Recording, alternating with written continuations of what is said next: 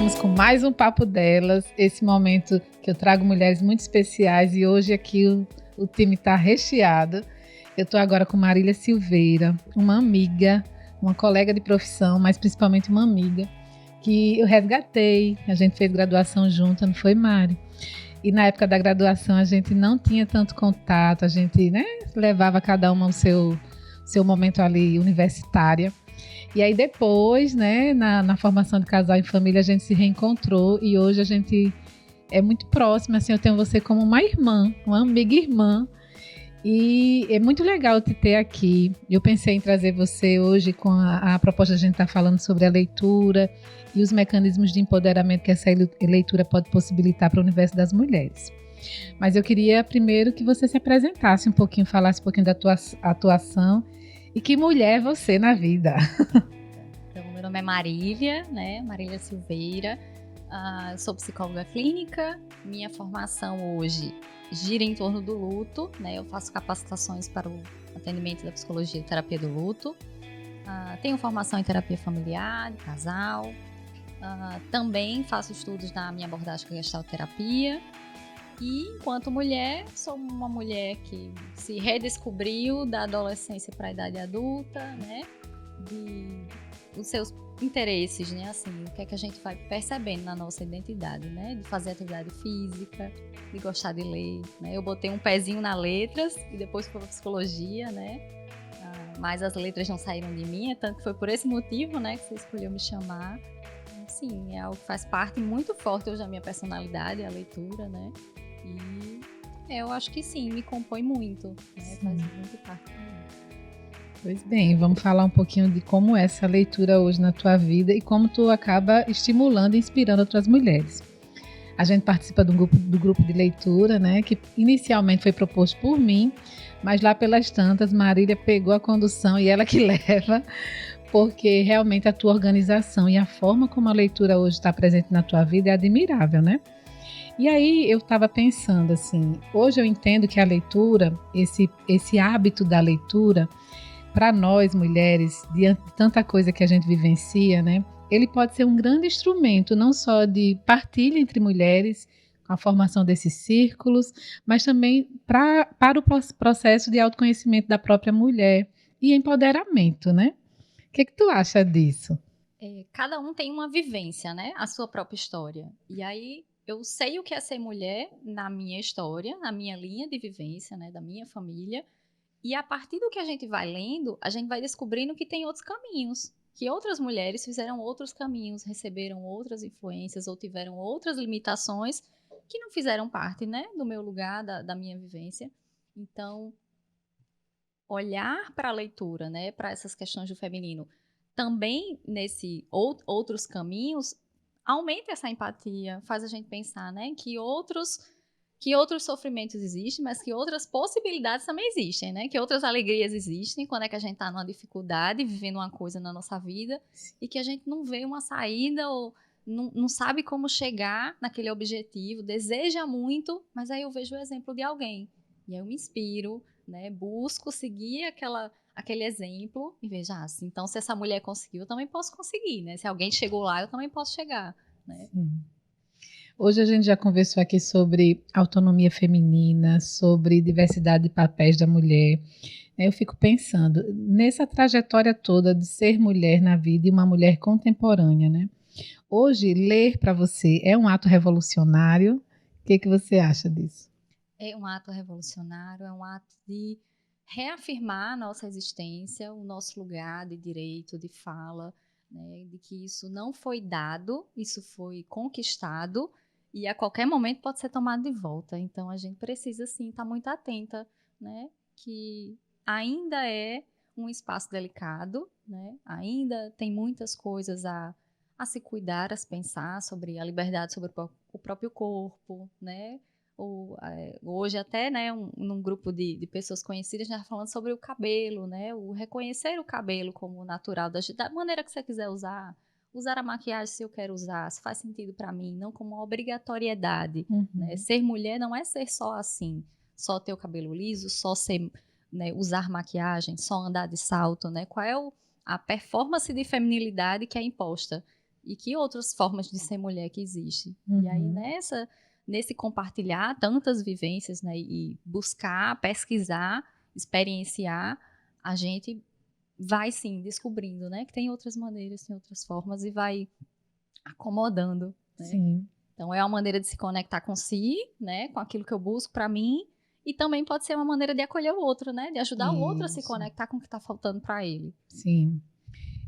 Você falando, e aí eu me fiz agora um resgate com a minha história, né, te ouvindo. Eu lembro que quando eu era criança, adolescente, a leitura para mim era tipo um lugar do fantástico, do imaginário, mas também um lugar de sossego e de retirada um pouco de uma realidade familiar que estava um pouco hostil, um pouco tensa, né? A leitura, ela pode ser entendida também, né, para as pessoas como um lugar terapêutico nesse sentido, né?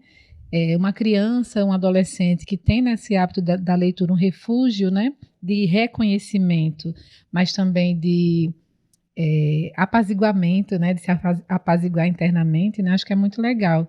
Você pensa o que sobre isso? A leitura pode ser um lugar seguro, Exato. um lugar seguro. Então, é onde ali ninguém vai lhe julgar, ninguém vai lhe depreciar. Você pode ali na sua fantasia, naquele momento, atender esse desejo, que na sua realidade você entende que não é possível, né? Eu posso não ter tantos amigos, mas ali no livro eu vou conhecer alguém que tem muitos amigos, que é muito sociável, e isso vai fazer com que eu experiencie essa sensação, né? Ou vai me levar para um lugar, para um país, para uma outra profissão, então, assim, a gente pode vivenciar muitas coisas por esse fantástico, por essa fantasia, que pode, sim, ser um recurso para a gente dizer assim, né? Então isso existe. Então é possível, né? Um dia você eu lá, um dia você eu fazendo isso. Então pode ser, sim, um recurso de muito um lugar seguro, né? É, sim, um referencial importante, né? Sim. Eu lembro que eu viajava o mundo através da leitura, né? E ia a lugares que até hoje ainda nem fui, né? Mas ia a muitas possibilidades, né? Eu acho que realmente é um lugar seguro e um lugar de possibilidades para uma construção real na vida, né? Mari, quais as dicas assim que você dá para pessoas como eu, que às vezes tem muita dificuldade de trazer o hábito da leitura para o dia a dia, né? Porque eu te observo e nas nossas rodas de conversa você fala muito que você tem isso na tua agenda. Todos os dias você reserva um tempinho para leitura. Como é que é isso?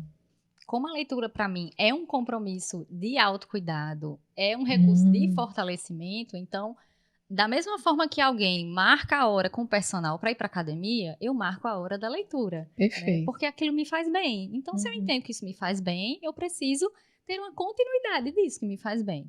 Né?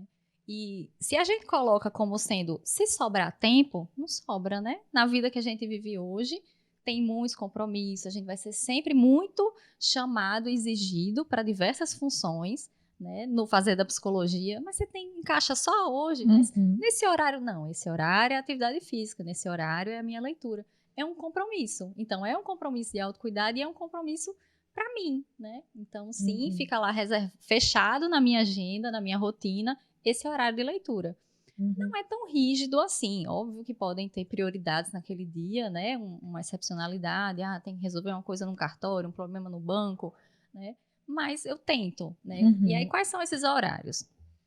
Geralmente, no início da manhã, eu chego no consultório bem cedo, e aí antes de atender, vou tomar café, eu tomo café no consultório, e aí vou, né, tenho aquele momento, pode ser na volta do almoço, faço atividade física, na hora do almoço, almoço, volto, mais um momento de leitura, 30 minutos, 1 hora, também não tem que ser essa extensão, né? Muitas pessoas relatam dificuldade de ler com constância porque acham que tem uma forma certa de ler. Mas eu acho, né, eu não consigo ficar 3 horas concentrada lendo. Mas não tem que ser 3 horas, né? Faz sentido para você ler 10 linhas, isso lhe fez bem, isso lhe propôs uma reflexão, isso lhe trouxe uma emoção, você ficou emocionado no sentido de, que coisa linda, que evento bonito, né? Ou, me emocionou, me lembrou de uma coisa que eu passei, eu preciso parar, chegou no meu limite, tudo bem, aí você para, e aí de 10 em 10 linhas, em algum momento você termina, de 1 em 1 página, em algum momento você termina. Então, a gente falou sobre uma meta de leitura, né? No geral, eu tenho uma meta de 1 livro por mês. Geralmente passa, porque né, nesse hábito de, pela manhã, na hora do almoço ou antes de dormir, ter essa pausa, termina produzindo um pouco mais. Mas podem ter livros que bloqueiem, né? Até tem um aqui, não sei se você escolheu. Então, assim... Prepositalmente, a gente vai já falar dele. De que O Mito da Beleza foi um que eu passei 1 ano para ler. Eu não consegui ler continuamente, porque mexia com as questões da minha aceitação, da minha autoestima, dessa minha formação enquanto mulher. Então, eu lia um capítulo, 2, era muito. Aí não, eu ia ler outro livro, que era uma temática bem diferente. Depois voltava, né? Mas eu fui me desafiando, propondo sim a conhecer, a elaborar essa questão em mim, mas não fui assim, isso é muito.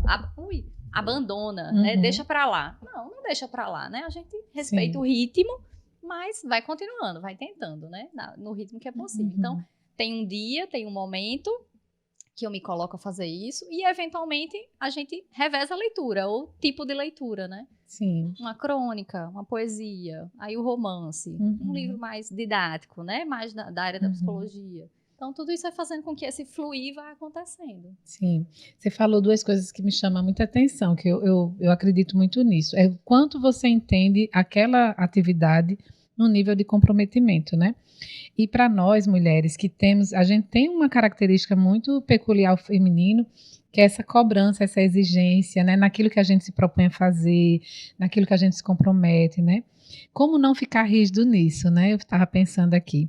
Outra coisa que você falou é desse lugar que quando você não precisa, como mulheres que correm com lobos, né? Você visitou coisas da tua história e que mexe, você não precisa ficar nessa rigidez, né? De, eu só vou partir para outra leitura quando concluir isso, né? Essa flexibilidade também, né? É muito legal isso, né? Que você está falando. É desse jeito mesmo, Mari? E até uma questão de atenção e concentração. Então, isso eu entendo que isso é uma habilidade a ser desenvolvida. Então, para alguém que nunca leu nada, esperar que vai conseguir passar 1 hora lendo e vai compreender tudo e aquilo vai fazer sentido, ou vai ter uma profundidade de reflexão, não vai ter. Então, só vai, de repente, perder mais tempo traduzindo o signo, a letra em sílaba, em palavra, o significado da palavra, o sentido da frase. Então, é uma dinâmica maior para o nosso cérebro, né? Então, quando a gente vai tendo o hábito, o vocabulário vai aumentando, a compreensão, ou dependendo do tema que se escolhe, né? Isso pode ser mais fácil ou mais difícil, essa absorção desse conteúdo, ou se é mais sensível a mim emocionalmente, na minha história de vida. Então, isso vai influenciar nesse ritmo. Então, da gente saber que, com o tempo, por uma forma, né, de habilidade a ser desenvolvida, vai melhorando essa atenção e concentração, eu vou me interessando. Se é um tema que me é caro, que eu desejo, que eu tenho curiosidade, isso também contribui, também ajuda eu querer persistir, né? Se a gente marcou no grupo, não era exatamente um tema que eu queria, mas eu tenho um compromisso, uma data, um dia no mês que eu tenho que me reunir com alguém para ler, e aí isso vira uma motivação também, né? Quais são os contornos que vão existindo, né? Para que eu vá persistindo ali e vá conseguindo ler. Mas de ir respeitando, tem semanas que a gente lê menos, tem semanas que a gente nem consegue ler. Mas aí tem outras que flui muito mais, né? Que a gente sente que absorve aquela coisa assim, eu devorei o livro. Né? Quando a gente leu o Torto Arado, né, no nosso grupo, eu lembro que eu li em uma tarde e noite. Era um dia de folga, então eu li. Depois do almoço até antes de dormir. E para mim foi fluido, né? Mas não é para todo mundo assim. Sim. Tem leituras que, né? Para mim aquele livro já me trouxe, né, uma visitação à minha história. E aí foi difícil concluir. Um livro pequeno, né? E aquele outro que a gente leu Tenho que Morrer, né? Primeiro eu Tenho que Morrer. Né? Como é o nome da autora? Não lembro também. Né? Primeiro eu tive que morrer. Acho que ela é Natália Portela, né? Ela é de Fortaleza. Isso, mas mora fora. Mora fora, acho que mora na Europa, né? Portugal, alguma coisa assim. E eu lembro que como eu estava num momento da vida muito tocada emocionalmente, né? Envolvida por uma paixão e tal, eu li ele muito rapidamente, né? Eu estava meio que morrendo, então eu li para nascer ali. Foi muito legal aquele livro. Foi assim como o Torto Arado, né? Que, ao contrário de você, foi super difícil ler. Mari, me fala o seguinte. Hoje, os aspectos do feminismo na contemporaneidade, né?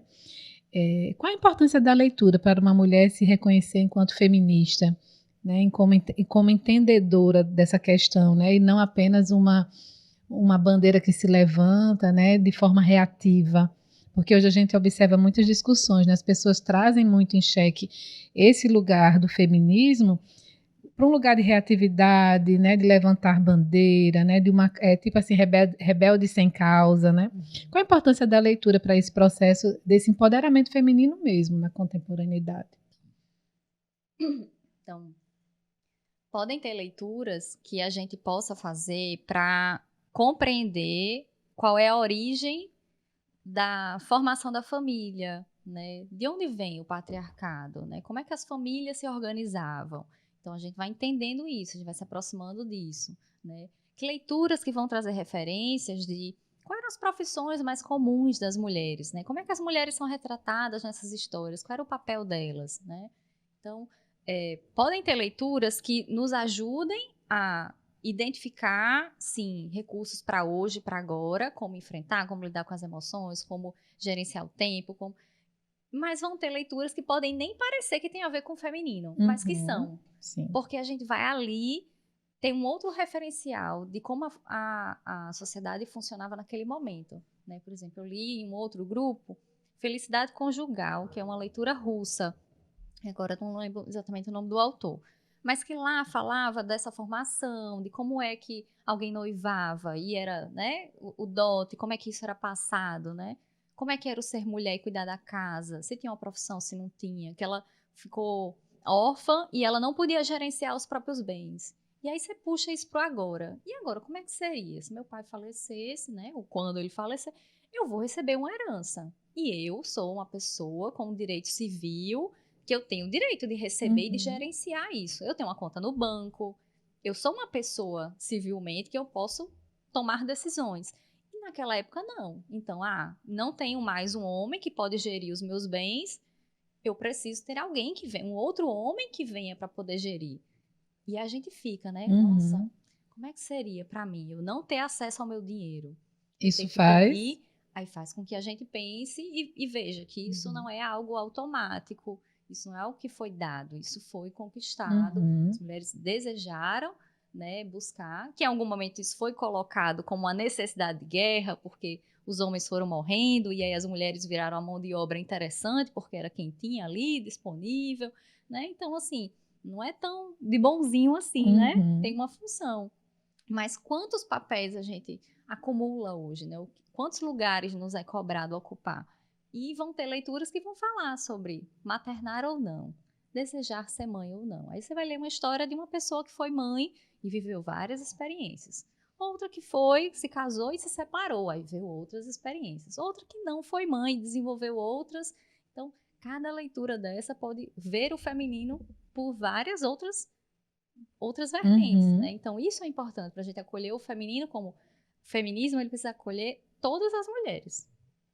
E, inclusive, as que se perceberam mulher até depois, né? Perfeito. E não ao nascer, né? Não é o chá revelação que determina, isso, né? O gênero da pessoa. Então, mas que isso é importante, né? Da gente ir identificando. Então, podem sim hoje ter literaturas que também falem disso. E eu ainda não tive acesso, né? Mas já existe muito mais literatura, né? Com histórias, né? De gays, com outros relacionamentos. Mas isso vai trazendo, né? Que a gente vá percebendo de várias formas. Então, no feminino também, né? Não tem só um jeito de ser mulher, não tem só um jeito de se reconhecer. Então, a gente precisa atualizar isso, né?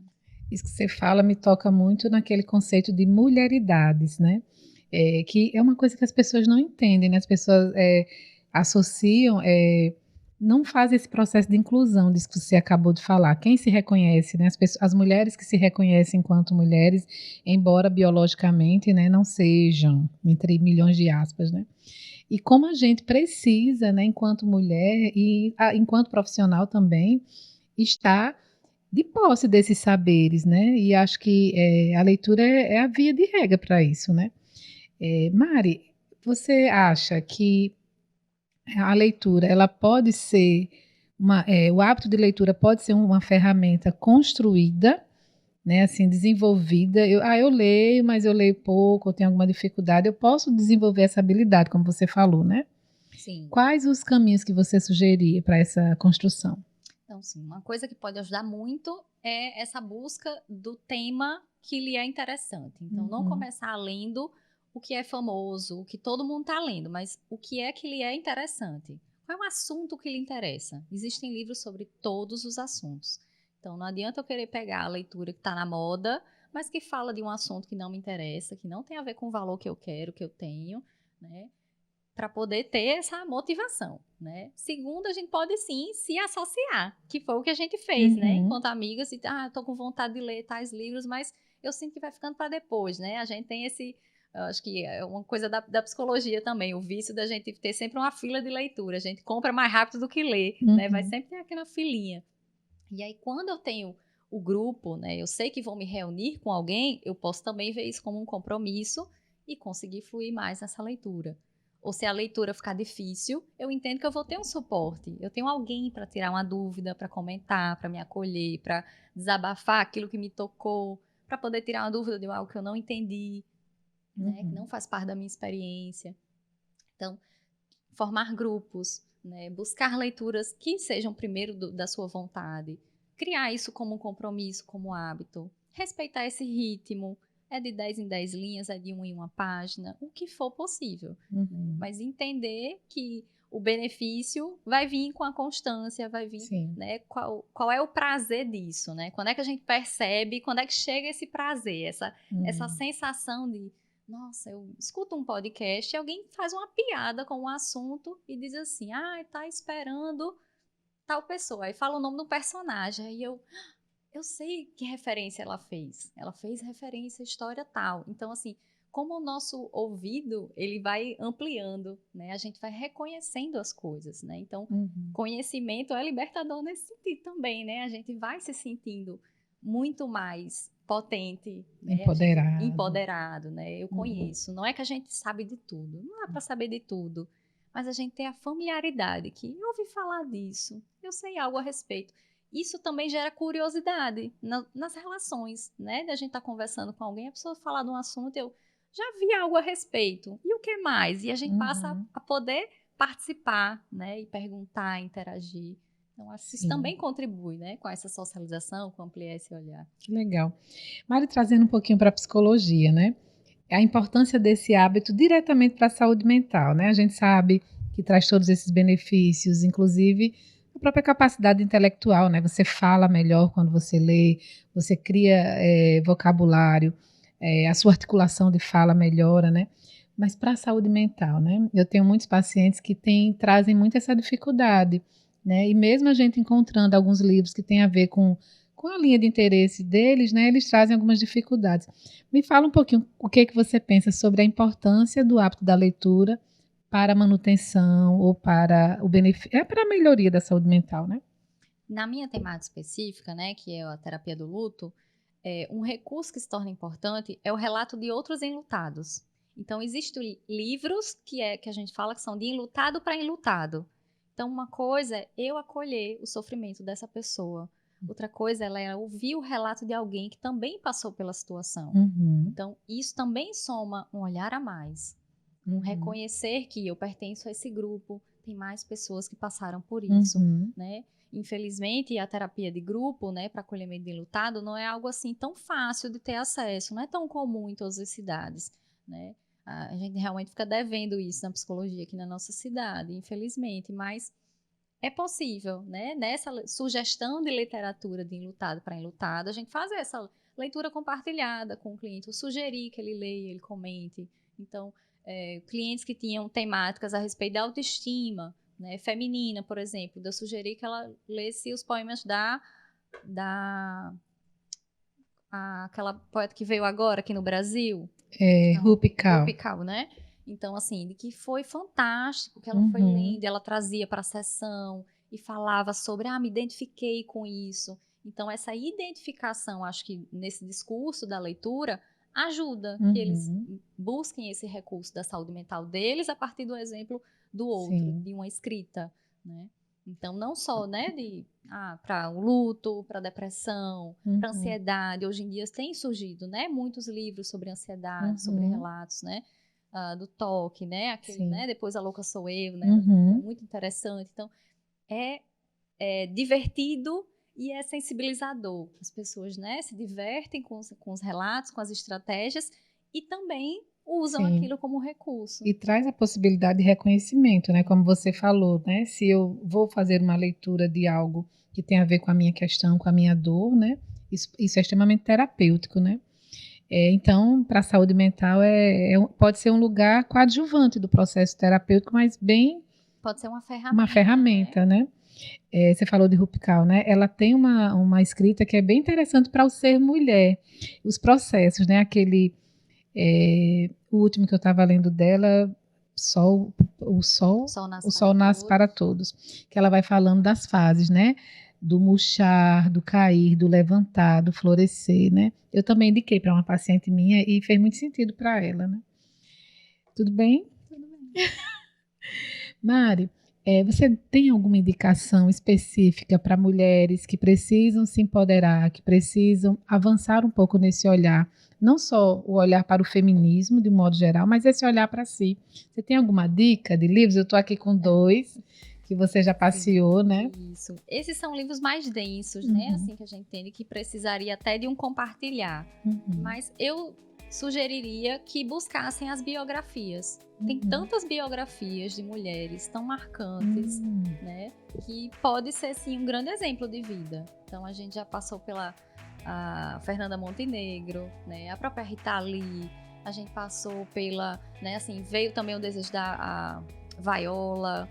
Quem mais? A Michelle Obama. Então, agora estamos na Bell Hooks. Bell Hooks, né? Então, assim, a gente tem tantas biografias. Então, leia mulheres, a história dessas mulheres, que pode ser um caminho. De reconhecimento, inclusive, né? E aí, a partir disso, surgem temáticas, né? Um dos últimos que a gente leu, aquele do envelhecer, né? Sim. Lá tinha, dentro do próprio livro, na temática do feminino, né? Tinha a sugestão, né? E citava outros livros, né? Sim. Mari, para a gente fechar, hoje em dia, agora a gente consegue perceber mais as escritoras negras, né? Evaristo, a Djamila Ribeiro, a própria Bell Hooks, né? Tem alguma que é seu xodó? Eu gosto muito da Bell Hooks, adoro Djamila Ribeiro também. Tem algum que seja o seu xodózinho? Não tenho exatamente essa, né? Agora eu acho que eu tive mais a identificação com a Ferrante, né? Que até a gente nem tem certeza se é uma mulher mesmo ou não, né? Pode ser um pseudônimo. Pode ser um pseudônimo, né? Pode ser um homem, né? Mas sim, foi uma escrita do feminino que tá aí, também entraria como uma sugestão. Né? Leiam todos os Ferrante, que é um caminho muito interessante também. A gente visita muita coisa com aquela leitura, com aquela escrita daquela autora ou autor. Mari, obrigada. Obrigada. Obrigada, viu? Por me ajudar nessa leitura.